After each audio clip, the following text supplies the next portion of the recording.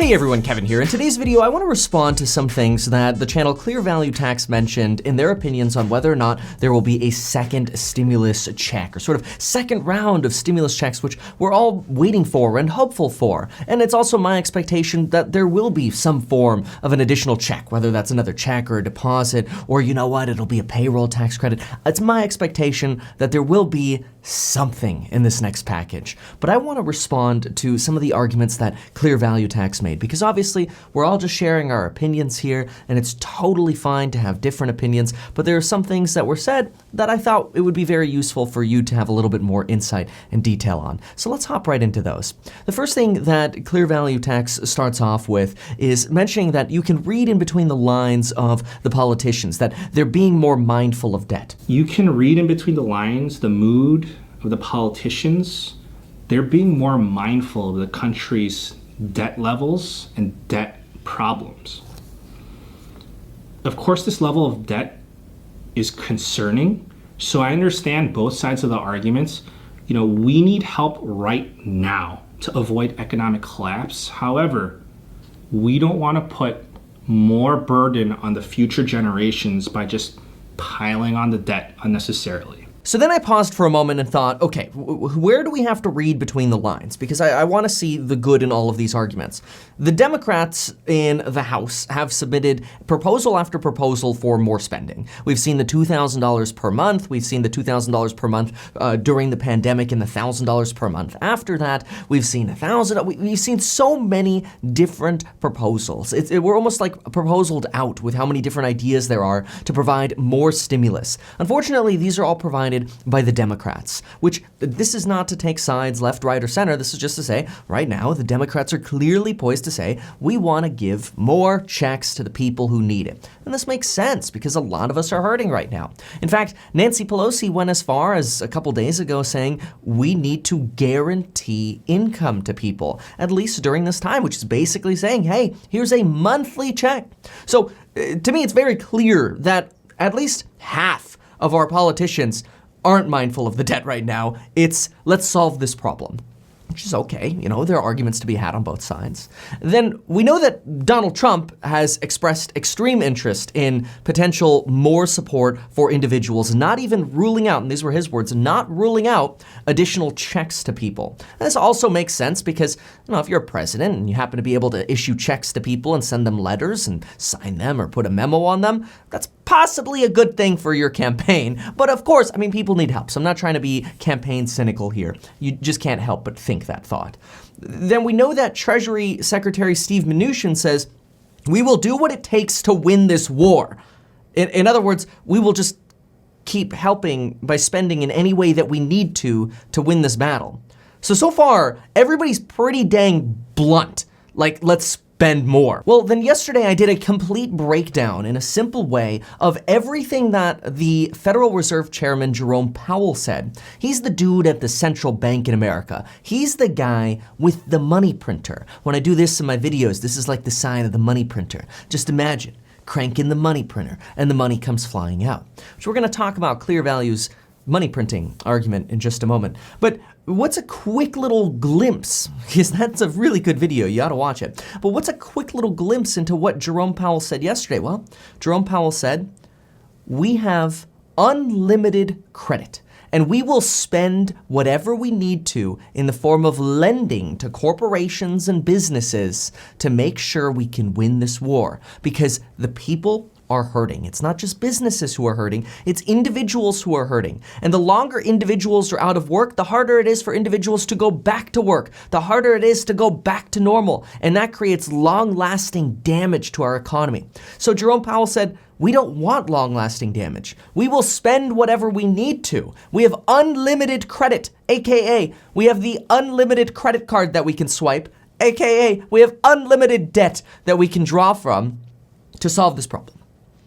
Okay, so far, it's pretty blunt. Every aspect of our government and our central banks so far has said, let's issue more stimulus to the people. That's a lot of might behind this idea of potentially more stimulus checks. So where does this argument come from? if you read between the lines, the politicians are being more mindful of the debt. Well, this is actually coming from the Republican leader of the Senate, Mitch McConnell.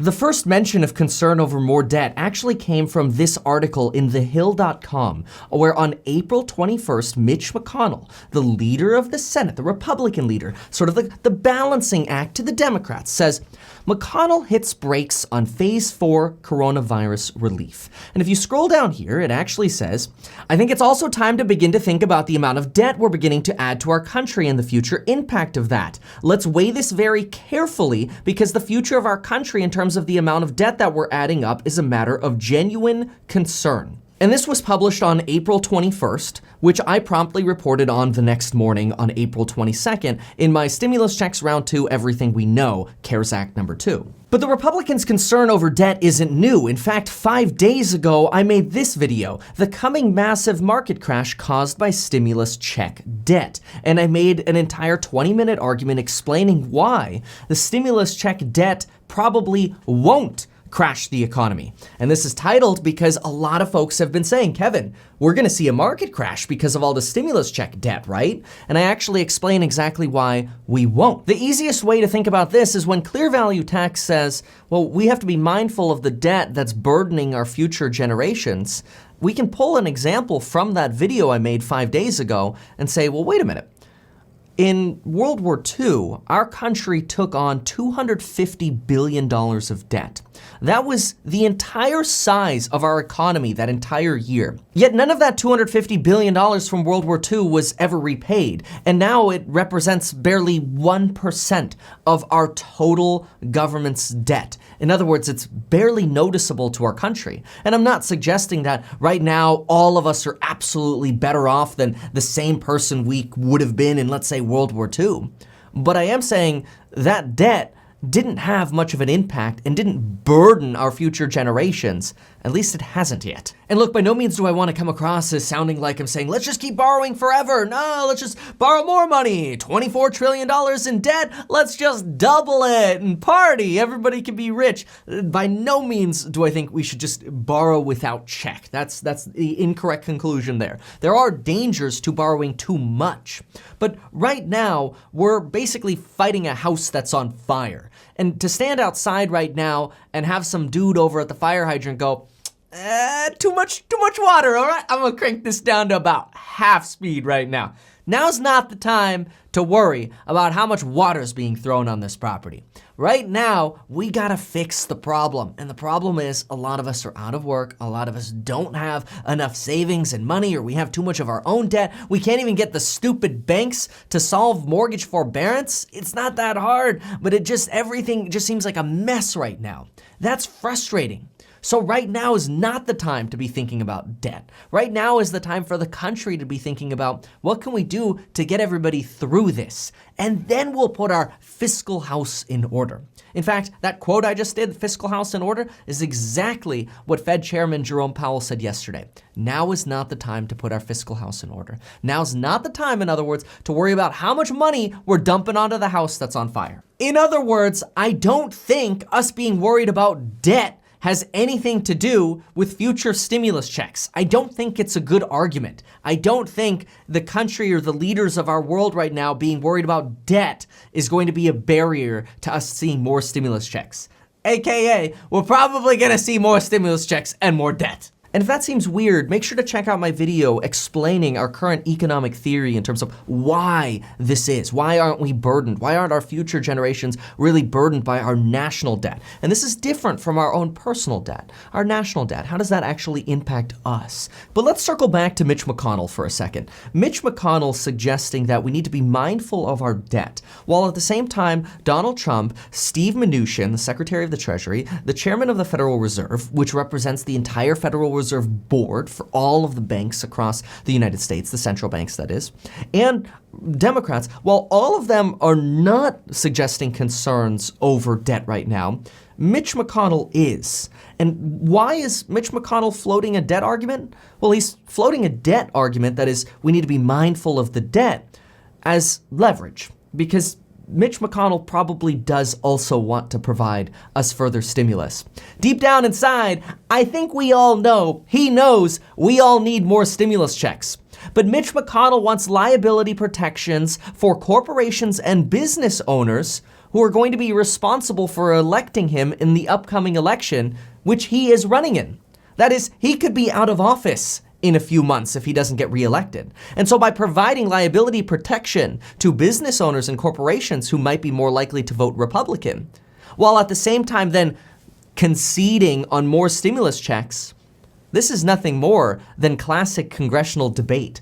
There's no real concern here for additional debt. But now let's think of another argument that ClearValue Tax makes. He makes the argument that we're not printing money, that all of these stimulus packages are being funded by debt, and there just isn't enough money. What they're realizing is that there's simply just not enough money to go around. Everybody needs help. I've said this before. Individuals, small businesses, big businesses, hospitals, state and local governments, they all need help.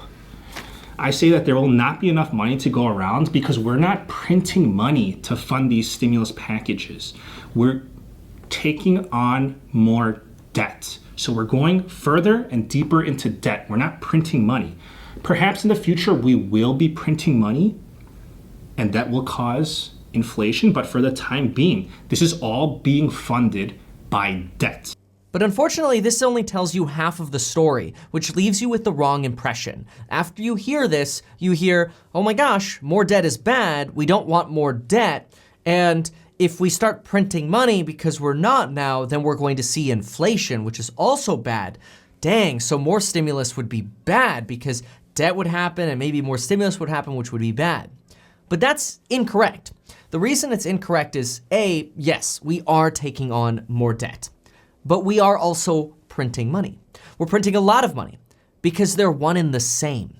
And the reason that matters is because ClearValue Tax said, well, we don't want to print money because that might cause inflation. But we are printing money and we are taking on debt. Both are happening at the same time. I'll explain how that works in just a moment.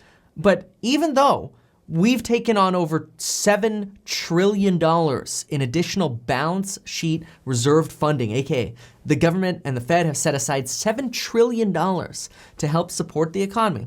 We've basically created out of thin air $7 trillion. Inflation hasn't gone up. In fact, inflation has gone down. The opposite is happening, which basically means we haven't seen any negative consequences of more debt yet, and we haven't seen more inflation even though we're printing money. So basically, that whole argument that, well, we don't want to take on more debt because it's going to be a burden, well, it might cause inflation, so we might not see a stimulus check because of that, is wrong. Neither of those things are proving to be an issue now. Now, this isn't to say we can go willy-nilly and borrow $50 trillion worth of debt and make everybody a multimillionaire overnight. Yeah, you bet we're going to see a lot of inflation in that case. Those gallons of milk are going to start costing $1,000 a piece if everybody in the country is a multimillionaire. Yeah, we're not going to see that. But at the levels of debt that we're borrowing now, and even with additional future stimulus, the Federal Reserve, the government, the Treasury Secretary, and our Democrats and our Republicans, nobody currently sees more inflation happening if we take on more stimulus. Now, I'm just going to quickly mention this because some of you might wonder, wait a minute, what do you mean we are printing money? ClearValue said we're not printing money. Well, first of all, we're always printing money because money decays, and so you have to replace the money that's in circulation. But what happens when we say the government is printing money is this, and this is very simple. I learned this is one of the first things I learned when I studied accounting and taxation. When you take $100 or you create $100 as a government, you have now created $100 of an asset. Well, the Accounting 101 formula says that anytime you have a new asset, you have a new debt or equity to offset that. The government doesn't sell stocks, so they don't have equity that they sell. Instead, they use debt. So when we create or print $100, we take on $100 in debt. And vice versa. When we create $7 trillion of debt to fund the stimulus program, we have essentially out of thin air printed $7 trillion of money that we can now spend to give to people. You can't have one without the other. You don't take out a loan to buy a car for $30,000 and then not end up with the car. Somebody ends up with the $30,000 in assets. This is why these things are called balance sheets. So long and short, we are printing money. We're printing a ton of money. And we can print even more money without seeing inflation. So the argument that, well, we don't want to take on more debt because it's a burden, and we don't want to print more money because that's going to cause inflation, is somehow a reason why we won't see more stimulus, in my opinion, is incorrect. AKA, I think we will see more stimulus.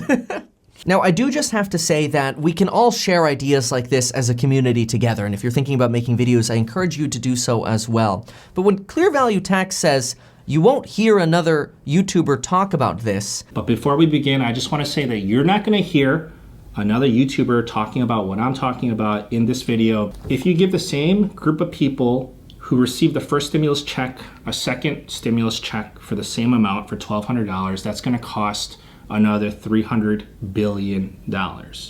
If you give the same group of people that received the first stimulus check a second stimulus check, but for this time it's going to be $2,000 instead of $1,200, then that's going to have a $500 billion price tag. AKA, you won't hear another YouTuber talk about how much money these programs are going to cost.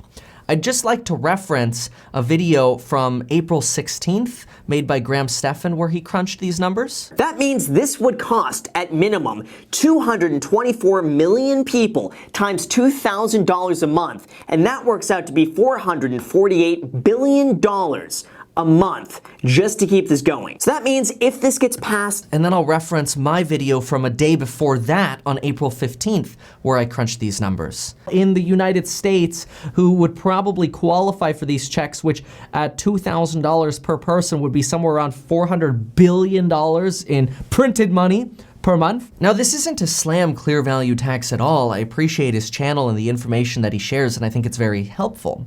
But this is to say that it's okay for there to be more of us sharing opinions. Because what happens if there are 100 people on YouTube like ClearValue Tax and like Meet Kevin, instead of 2, or instead of 5, or instead of 10?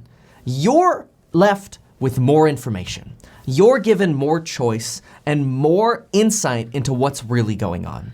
There doesn't just have to be one. By the way, if you appreciate my perspective on things like that, know that I do live streams every day that the market is open at 9 a.m., where I can have a dialogue with you about all of my expectations for the market, which stocks I'm buying, why I'm buying them, what I'm doing with my money, what I'm doing with my real estate investments, and it's decisions and analysis and sort of deep critical thinking that I share with you that helps me make a lot of money. And so if you're interested in ever learning how to make money buying below market value real estate or stocks, or learning the psychology of money, or learning how to sell better, check out the programs down below. There is a coupon code that expires at the end of April, which that's today. But anyway, check that out. You'll find next to that a link for life insurance. If you want to sign up for life insurance, there's a link there. It takes you 5 minutes on your phone. You could Apple Pay for it. And there's also a link for Webull, where you could get 2 free stocks if you deposit just $100 with their stock trading platform. And in fact, in today's live stream, I went through live how I actually buy stocks using that platform. We bought $3,300 worth of a special stock that I've been pretty bullish about lately.